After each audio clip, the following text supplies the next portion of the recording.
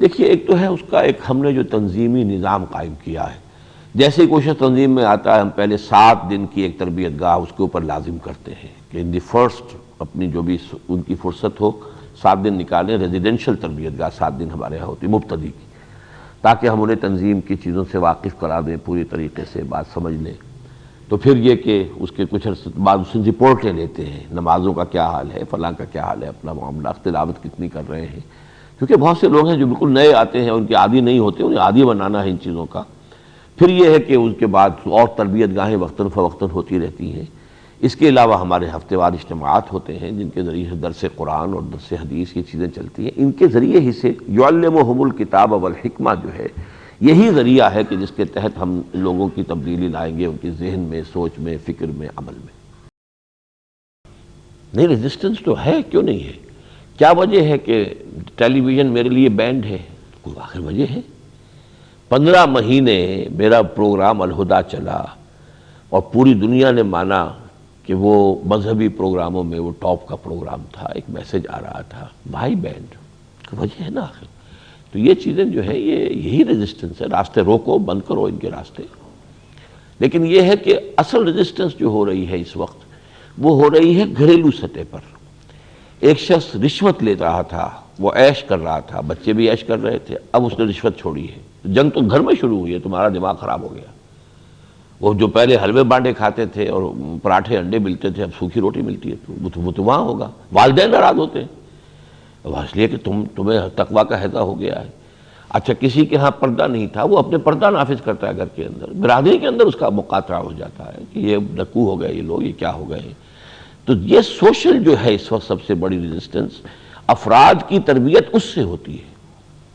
وہ ایکچولی ایک آدمی کو ہٹ کرتا ہے ڈائریکٹلی اس کی معاملات کے اندر۔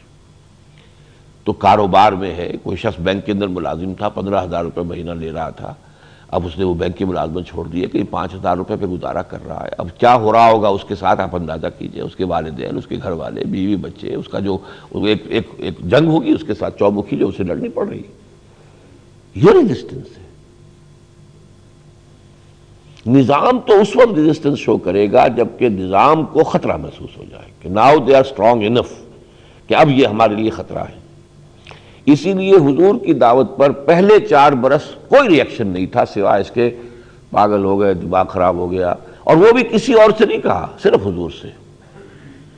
For 4 years all the persecution was number 1 verbal only، زبان سے، اور ہاتھ سے کچھ نہیں، کسی کو مارا نہیں، کسی کچھ نہیں کہا، اور number 2 it was centered at the person of the leader۔ اس کی قوت ارادی کو کچل دے تو کام ہی ختم ہو جائے گا۔ If his will power is crushed تو کسی اور کو کچھ کہنے کی ضرورت ہی نہیں۔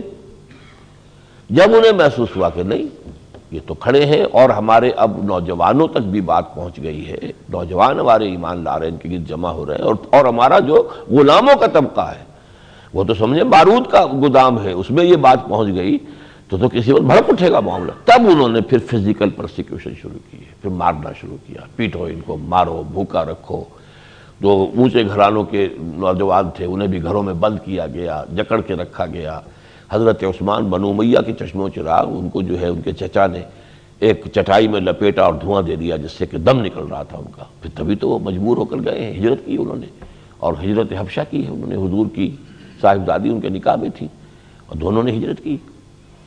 مصعب بن عمیر کو مادرزاد برہنہ کر کے گھر سے نکال دیا گیا، اور جو غلام تھے انہیں جس طرح پیٹا گیا ہے۔ یہ سب کچھ ہوا جب انہیں محسوس کیا اب خطرہ ہے۔ تو اس لیے جب تک وہ خطرہ محسوس نہیں ہوتا تو کوئی نہیں، بس زبان کو اڑا دیا جملوں کے اندر، یہ ایسے چھوڑے ان کو، کوئی کیا ہے دماغ خراب ہو گیا ہے، قاسم کا سایہ ہو گیا، شاعر ہے، ساحر ہے۔ تو یہ تھا مسئلہ۔